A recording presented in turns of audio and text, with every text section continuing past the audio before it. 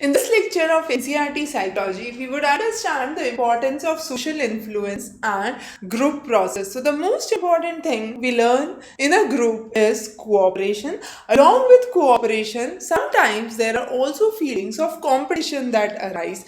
How individual is affected and how our personal as well as social life is affected by this phenomena is something which is very important to understand. So in this section, let's understand first of all what is group. Now group, I can simply define, let's say, like-minded people sitting together for a common objective. For example, all of us join together for a drawing competition. So what we form is a group. So group is two or more individuals, a common motive, that is drawing competition. We are interdependent, that yes, everyone should be present so that this competition is organized on a given time.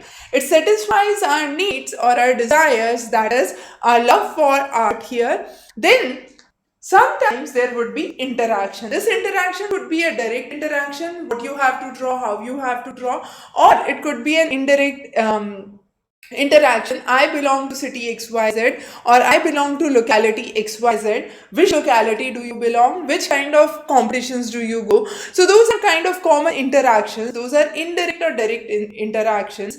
And then certain interactions which are structured by the set of norms or rules. When I say set of norms or rules, what does it imply? It simply says that there are certain prescribed rules that during your competition, none of you would make noise. That means this is a set of structured norms and rules which have been propounded, and this explains what would be done further. So one important thing under group is it is organized. The people have interdependence. There is a common motive, common objective, two or more people, relationships among the members. Those could be known or unknown because it could be like family members coming together for a family event. We also call this as a group. But at the other end, for a competition, all of you assembling together, that's again a group. But it is organized. And for this organized group, there is a norm. Norm is a set of instructions, what the group A tends to behave as, and we call this as norms. Now, very important thing that we would understand is a little difference between few terms. Group and crowd. Let's say you are walking on a road, there is a person who meets an accident. What would happen? A crowd would accumulate. So this is a collection of people by all of the sudden chance. They are not like-minded. However, when I say group, it is like-minded people.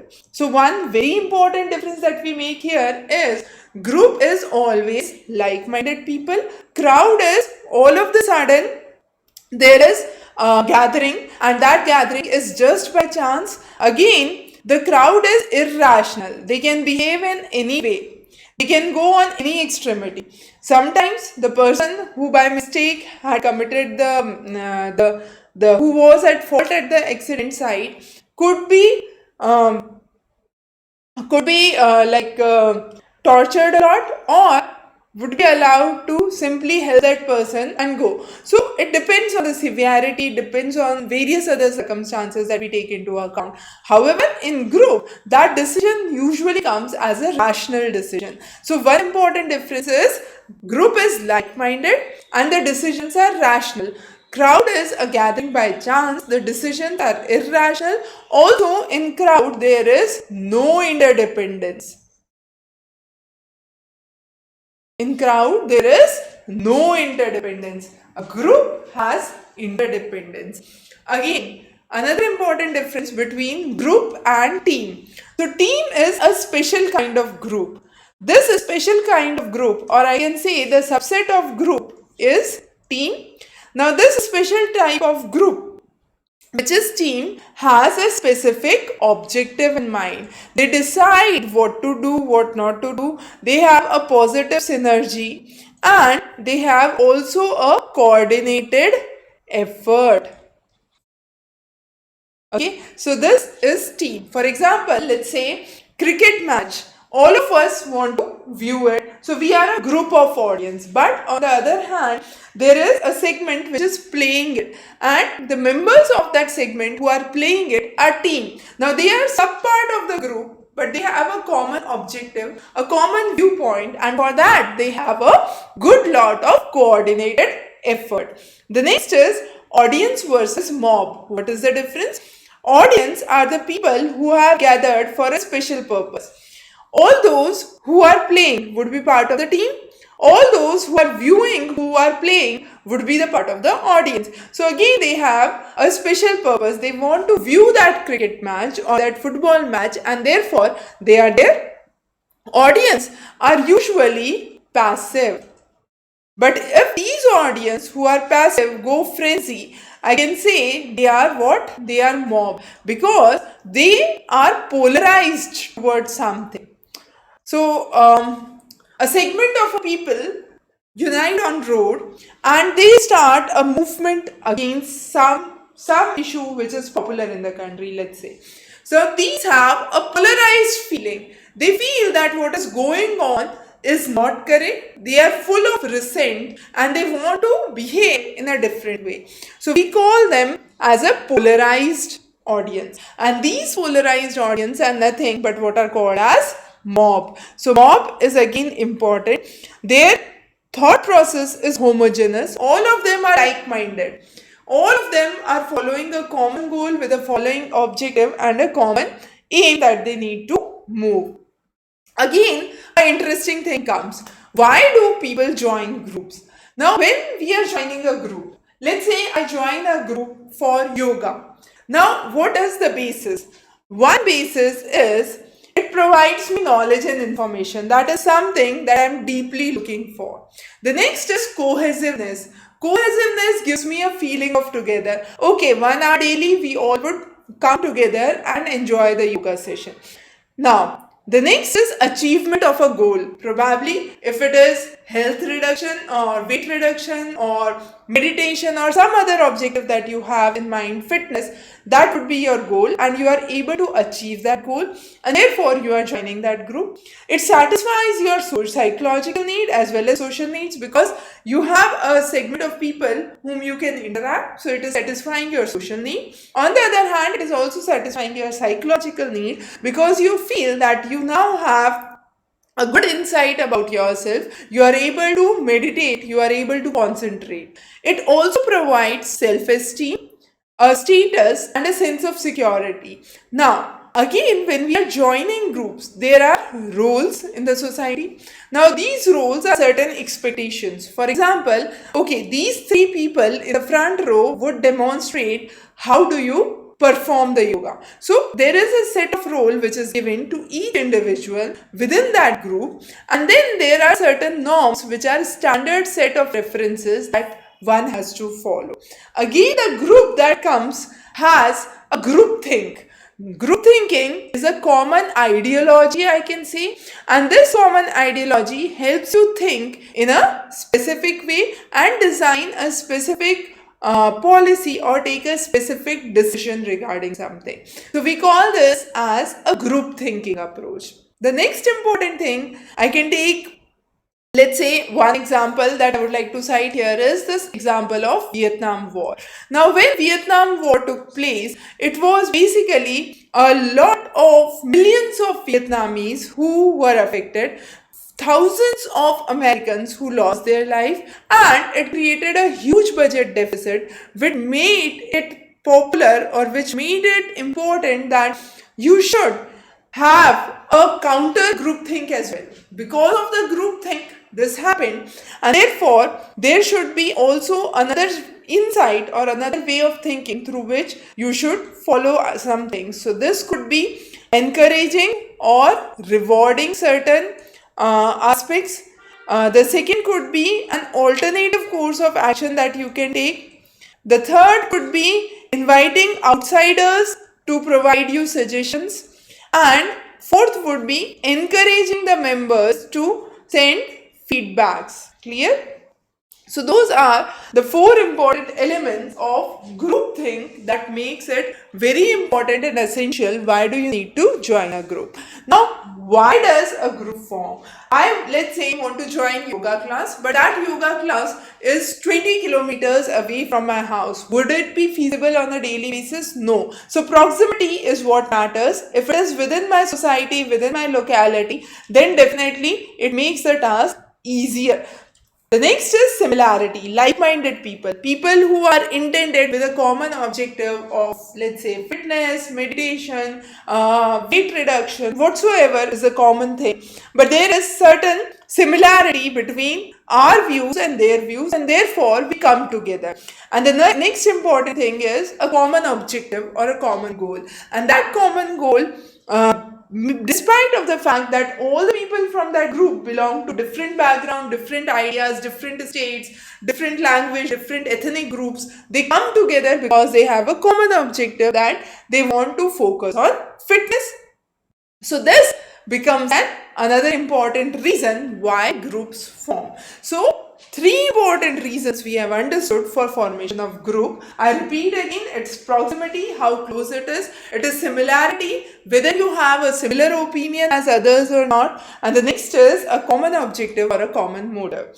The next is stages of group formation. Now, stages of group formation occurs in various ways. The one very famous scholar is Tuckman, who gave the following 5 stages. The first is the stage of forming. Now, forming is a stage of uncertainty. The members are coming together, they don't know what to do, what not to do. They would assess whether the things are fit to go or not, whether there is excitement, whether there is apprehension, and this is what is the stage of forming. Then is a stage of storming, that is quarreling among themselves or creating conflict. I would like to do this. I would like to become the leader. Okay, you should become the leader. We should follow these rules. Let's take this time. Let's take that time. So there is conflict that arises.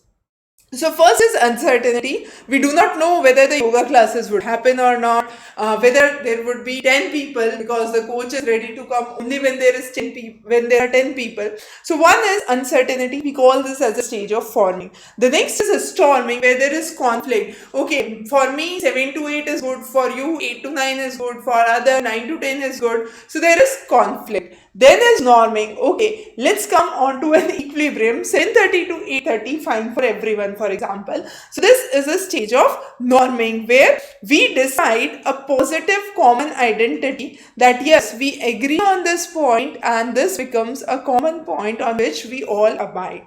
Then the concept of performing is start, where the group is now structured. Now, once the group is structured, it is moving towards its goal or its objective. So, once the candidates start to move towards the goal and the objective, we call it as a stage of performing. Lastly, there could be an outgoing concept. Let's say, once 2 months is done, this group would be over. So 2 months of yoga classes for summers and then it's closed. So disbanding or stopping that group further is called as adjourning. The similar to the concept of adjournment motion when we are talking about parliament and political science. So here are the 5 important stages which were laid down by Tuckman as part of group formation. Again, interesting concept is what kind of group? Groups could be of numerous types. One is formal and informal. Formal and informal is a very simple group where you actually decide, let's say you are there in this school. So this is a formal group. You are there with your friends and family, that's an informal group. So the type of language that you would use, the type of interactions that would happen is very, very different between the two kinds of group. So we have one group which is formal, well organized, well structured. The other group is probably your friends, family, relatives, peer group, which is informal. The next is primary versus secondary. Primary is where you have pre-existing formations which you have to join. Secondary is where you have options or you have choice. So secondary, there is choice. Pre-existing, there is primary, it is pre-existing, there is no choice. For example, I am entering class 10 after class 9. Now, this is pre-existing. It's my primary group. So, all those who are there would be there with me. I don't have choice. It's primary. But what is secondary? I can opt for, let's say, I want to pursue masters in arts. So, probably I could opt for one of the electives as art or one of the electives as psychology. But the student from science stream can opt for, let's say, economics or computer science. So there is a choice. Now here it becomes a secondary group because being in class 10th is a pre-existing condition for everyone who has qualified 9th would enter into 10th. So that forms your primary group. But at the time of selecting your elective subjects, you form a secondary group. So there is again a difference. What is primary group? What is secondary group? The next is in-group and out-group. Now in-group is we, a feeling of we, and we call this as in-group. Very, very simple. And a feeling of they, that is out-group. Okay, I take a very simple example. I live in society A and you live in society B. So all those who are in society A are we.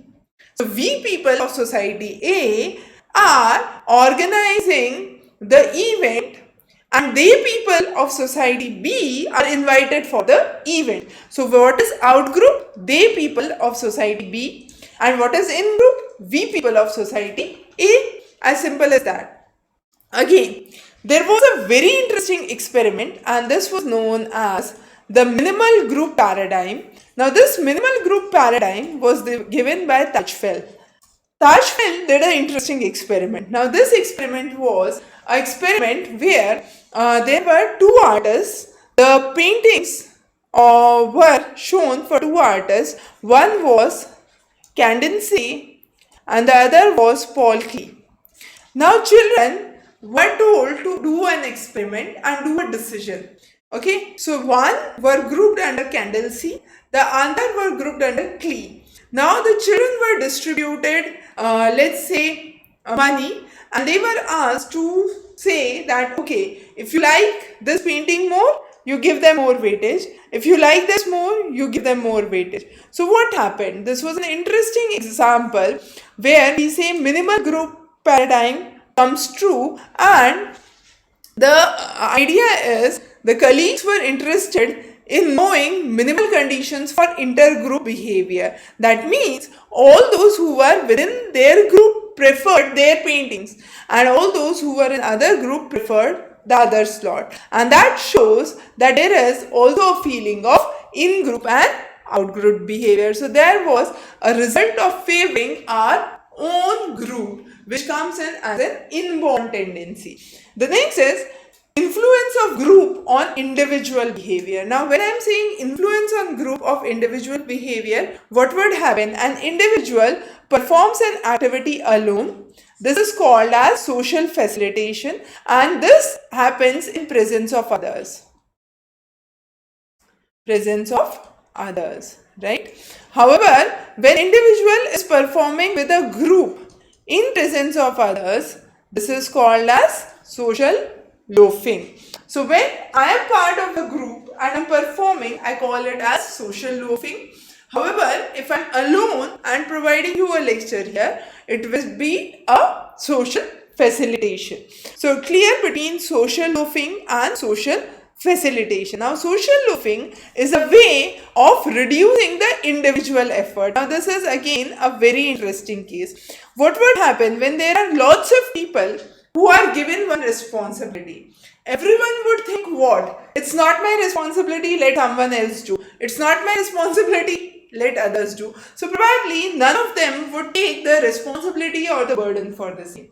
But when it's just me who has to carry out the responsibility, then probably I would be taking the responsibility in the same fashion. And that makes it very, very important. Why do you want to focus on the various aspects of the concept?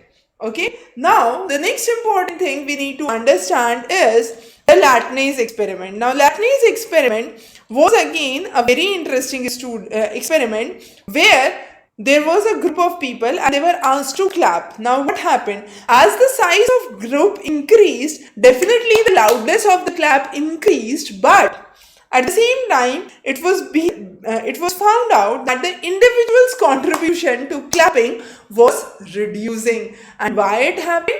Because of social loafing. Because everyone is putting in less effort, feeling that others would clap, and therefore their personal contributions gets less. But overall, yes, the sound of the clapping would be heard higher because the number of the people who are clapping are more. Now, why social loafing occurs? As I explained, people feel less responsible for their act. The motivation again decreases when there are a lot of people, because you are not the only one who is responsible. There are a lot of people who would be committed to that task. So motivation reduces, the performance again reduces, and the belongingness, very important, reduces, because you don't think that my being there is very important. You always feel as the group size increases, even if I'm not there, what would be the case? Someone else would do it. Okay. So how do we reduce this process of social loafing? The social loafing can be significantly reduced by making each person identifiable. Let's say we are performing on stage. All of them are doing a group dance. Now, if all of them have the same moves, some of the person might think that if I'm not there on the final day, my contribution is not that much, I have some other commitments, let me skip. But what if every one person is brought in the front and is asked to perform in a different way? Then there would be a fact that each person becomes identifiable, and this ensures that the social loafing would ultimately reduce. Also, if there is more pressure to work hard, more pressure to focus on values, making individual contributions, or bringing in a good group understanding, all of these would ensure that social loafing reduces. The next is polarization. Polarization means tendency to focus on a particular aspect rather than the others. So it helps you encourage or take extreme decisions. Now these extreme decisions also make it difficult for sometimes deciding what you want to do. So what would happen when you are in a group of like-minded people behaving in the same way? You would wish to hear new arguments, new ideas, okay, and that would make you more favorable towards any kind of capital punishment. But when you find others are also favoring that capital punishment, what would happen? You would see that their views are being cross-checked in public. Now, when their views are being cross-checked in public, this is called as a bandwagon effect.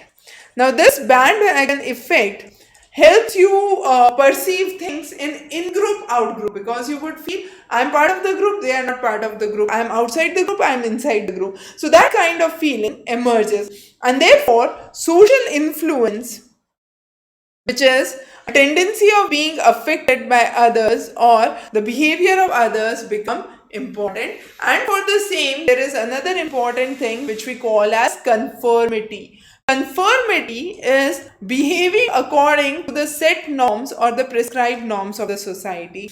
Now, people who do not conform, they are called as what? They are called as deviants. They are not accepted in the society. Let's say everyone is going to school at 8 o'clock in the morning, returning at 2 p.m.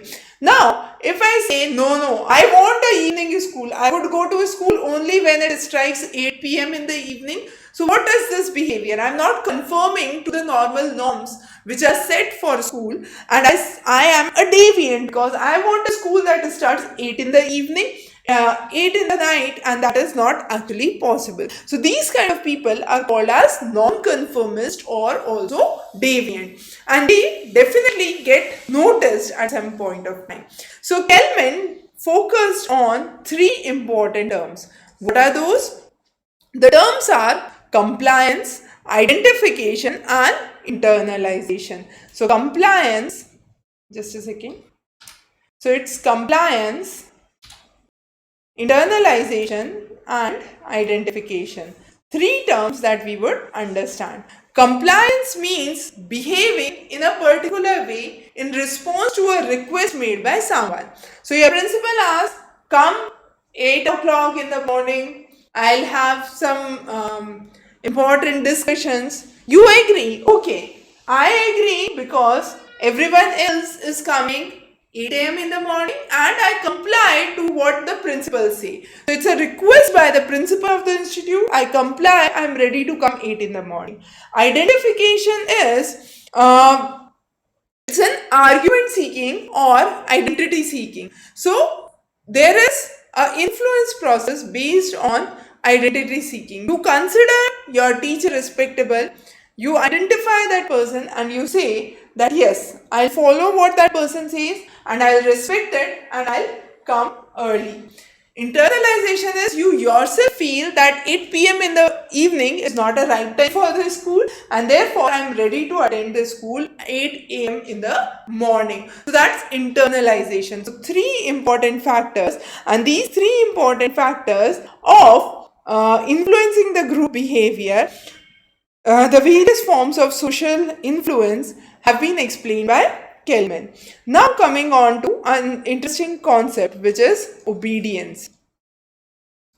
Obedience is when you respect an authority. When you respect the authority, your response to the authority makes it extremely important or becomes extremely important. For example, your senior teacher, your principal asks you to do something and you abide by it. So it's not only complying, but it is also obedience. Now, when I say compliance, it is less direct than being obedient.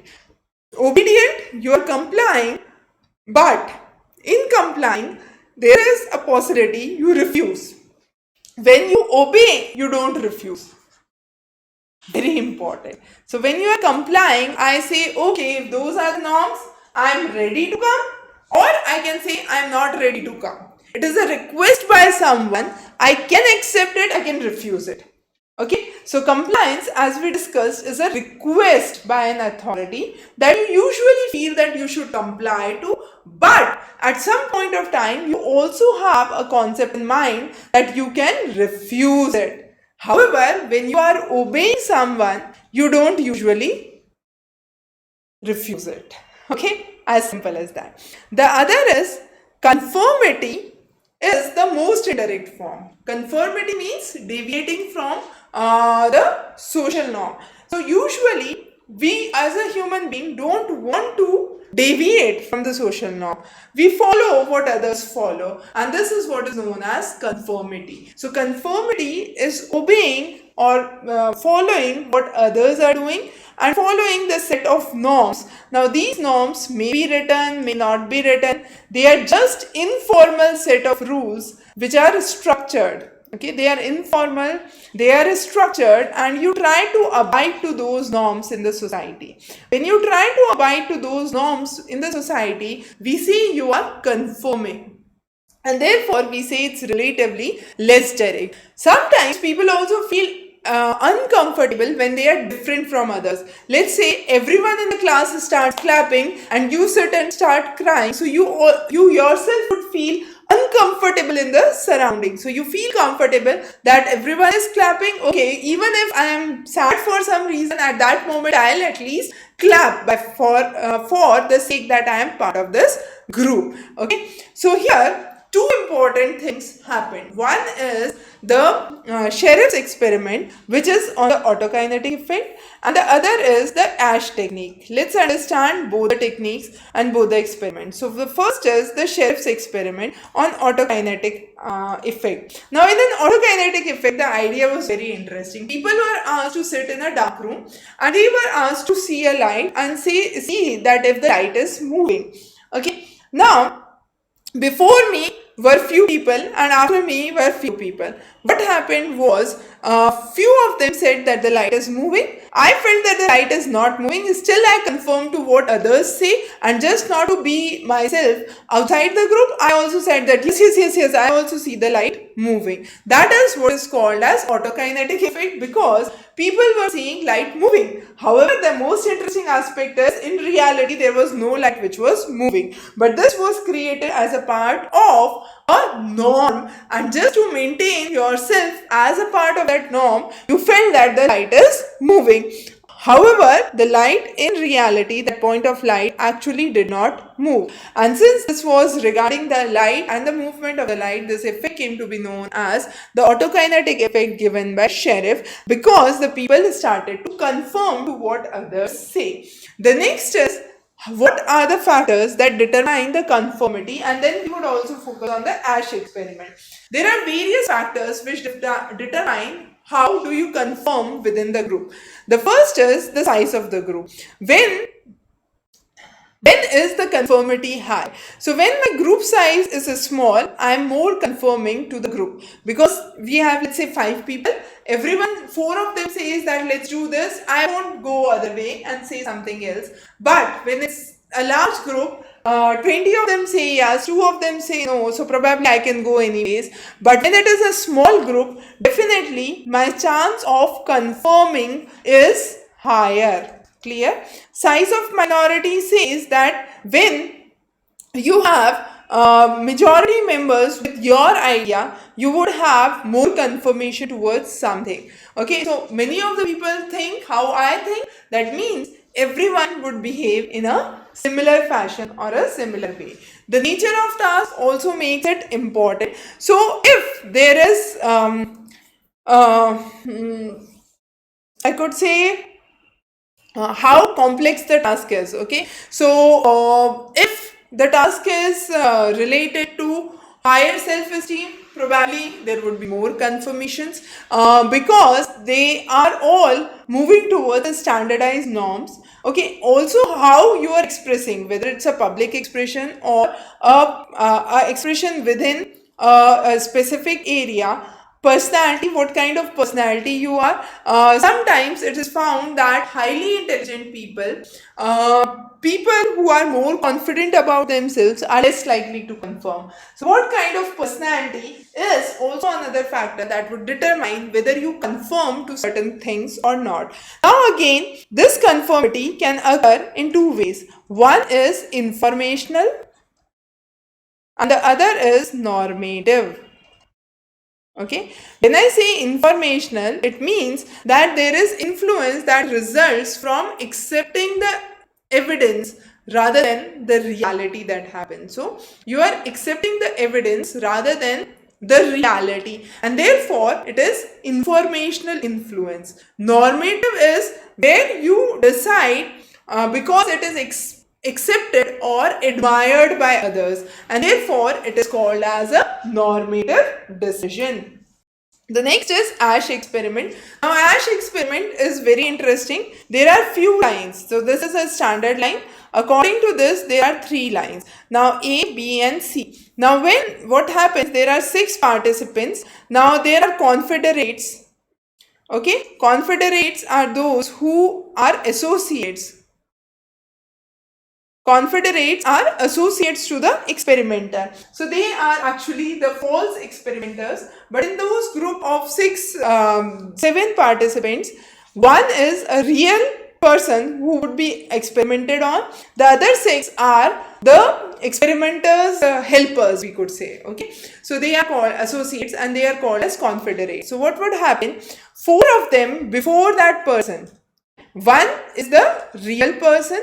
5 of them before that person, 1 is the real person and 1 is the fake person. I would like to use the word fake here to make it easier. Okay, so 5 fake experimenters, one real experimentee, and then one fake experimentee. Now these five would say, I feel A is equivalent to this standard line. However, in reality, B is the right answer. So this one person would say that five of them before me are conforming to A. So probably I should also conform to A. And sometimes it so happened that they conform to a wrong choice willingly. They know B is the right answer, but still they are conforming to A, saying that A would be the right answer.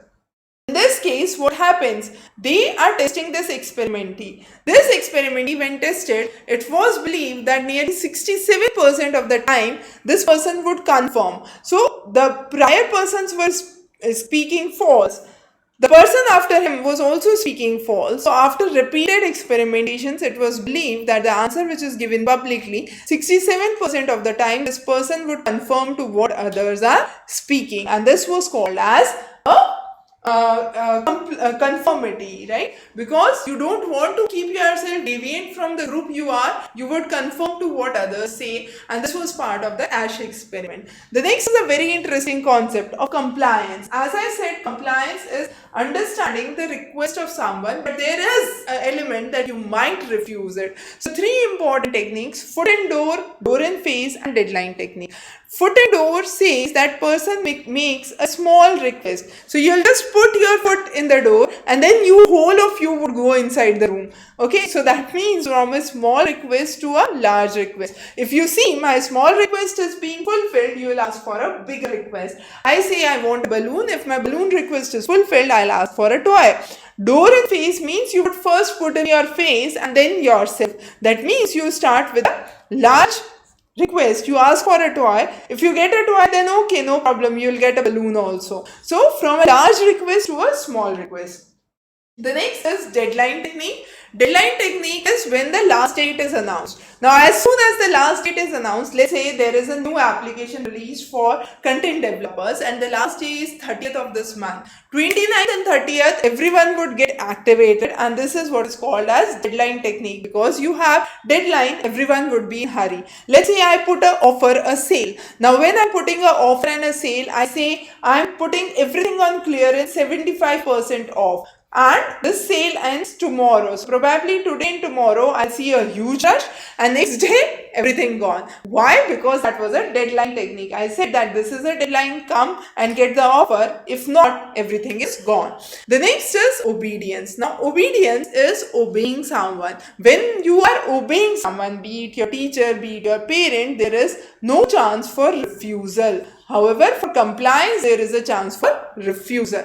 So obedience is where you follow, you obey, and you abide by the instructions or the orders. Milgram experiment is a classic experiment to understand how people obey. So there are two persons who are paired. One is the learner, the other is the teacher. Now, who is teacher?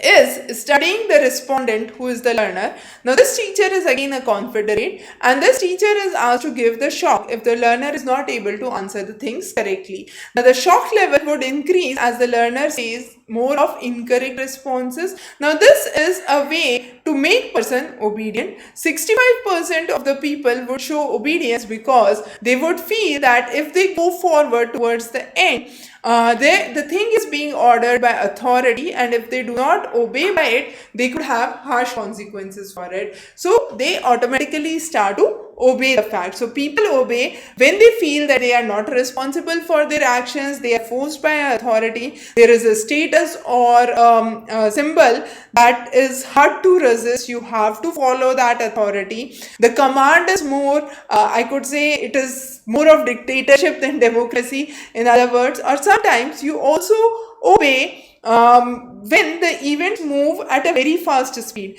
When there is a very fast thing, let's say a riot in a city, a war outbreak, epidemic outbreak, you don't know what to do. So whatever comes to you, you obey it and you follow it. COVID pandemic, lockdown started, so everyone would obey, sit in their rooms because they don't know what is next to come. So sometime when the things move at a very fast speed, in that case also the obedience also comes up very quickly.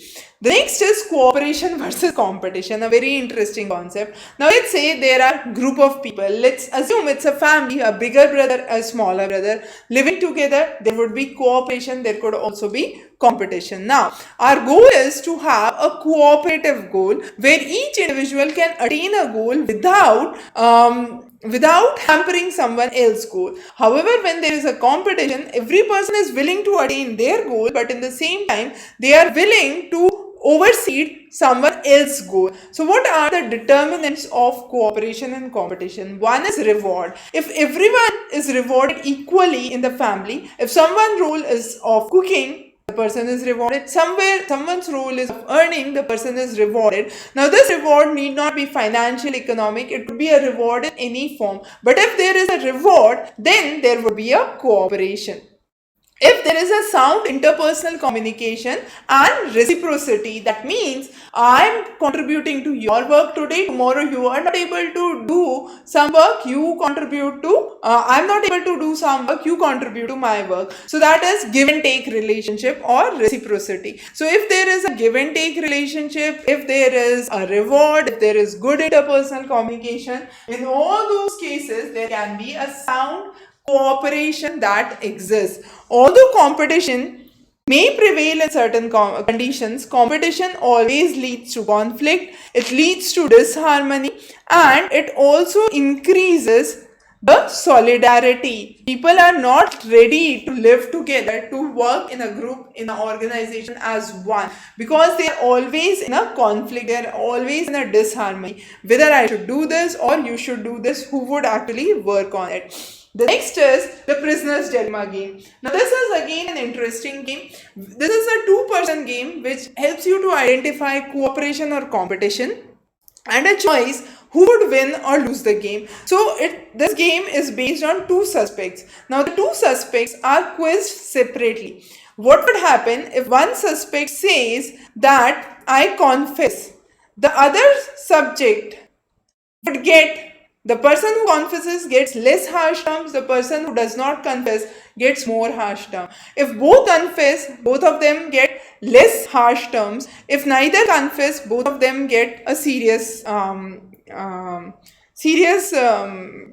for it. Okay, so that means this is a dilemma. So what would they do? If they are cooperating, both of them would say three responses which would be correct or incorrect. If one is cooperating, it would say nothing, but the other is in competition, it would say everything that this person is at fault. So how many times you confess is what is being marked, and it says that when you are competing, the number of points would increase. Okay, so when you compete, you get more points because you are not cooperating and you are not confessing, and there is a competition. So this is how this prisoner's dilemma works, and this is a classic example to explain cooperation and competition.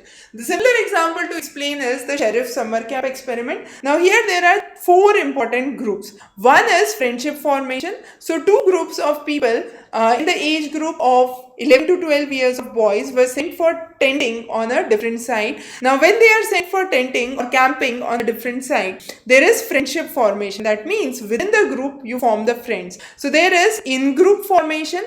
Okay, these belong to my group, they are in problem, I'll help them. They are not able to put the tent, I'll come and help them. But there is inter-group competition. Now inter-group competition, what would happen? Other is playing well, let's practice more. They should not win, we should win. Our team should win, their team should not win. So that's a intergroup competition. Now we can definitely turn this intergroup competition to cooperation. How? When there is a superordinate goal. Now superordinate goal, that means the place where they are camping runs short of water. Now neither group A nor group B students get water. So both of them would come together, whatever it takes, we want water to drink. So that becomes a superordinate goal. In that goal, there would be only cooperation. So how do you convert an intergroup competition to an intergroup cooperation is again explained under Sheriff Summer Experiment Camp, where he says that antagonistic hostile behavior turns into a behavior of being beneficial to others, of cooperation and intergroup cooperation that occurs because there is a like-minded goal and a goal above all other goals, which is the superordinate goal that comes into play, and that is the urgent requirement for your livelihood. The next is social identity. Now, when I say social identity is one's own definition of what you are. So when you ask what is your social identity, probably I would have my own definition for myself. I ask you what is your social identity, you would have your own definition for yourself. So it's your own definition. Now this definition could help you attribute various words to yourself. For example, I can say I want discipline, I like hard work, I like to be on time. So there could be, I am punctual. So there could be various ways how you define yourself. You can say I'm jolly person, I like to crack jokes. So whatsoever you feel about yourself, how you define yourself, I like to be in group, I don't like to be in group. All ways you define yourself is self-defining yourself, and that's your social identity. So it is an aspect of self-concept, how you construct yourself. It is based on group membership, how favorable you are to the members of the group and the members of out group. So how favorable to you are to the members of in group, and how favorable you are to the members of out group. And also it helps you locate yourself in the society. How would you reduce the intergroup conflict if it occurs? So intergroup conflict, why does it occur? It occurs because there is mistrust, you do not rely on someone, there is lack of communication, there is relative deprivation. You feel that I don't have enough as that person has. So you are always relatively deprived. You feel that that person is better than you. There is always a biased perception. That person is getting more amenities, that person is having more things. There is a perceived inequality where you don't explain, you are not able to explain why the resources are being allocated unevenly, or even if they are allocated evenly, you feel that someone is getting less, the other is getting more. So that feeling of inequity arises in, and also there is a desire for retaliation. Some harm was done to you, and for that sake you want to retaliate, and that is another reason for the conflict. So Murphy, in his book In the Mind of Man, explained the conflicts that arise and structured the various aspects. So communication between the groups become poor, which leads to mistrust, is one of the reasons. Each side try to increase their power, increase their legitimacy. That is again a reason for intergroup conflict. If one conflict starts, it leads to escalation of conflict in other groups, other factors, and that's again one of the reasons for conflict. So what are the ways through which you can actually reduce this conflict? Good ways to reduce this conflict is to change your perception. You should not feel that others are getting more, I am being deprived of someone, that person did something and that was with an intention to harm me and therefore I should retaliate. So those kind of altering perceptions need to be developed, so that this was not with a single point objective. The other is superordinate objective, as we already saw in the summer camp experiment. So there, the immediate need for water reduces the intergroup competition to an intergroup cooperation, or brings competition to cooperation. That is because of superordinate goals.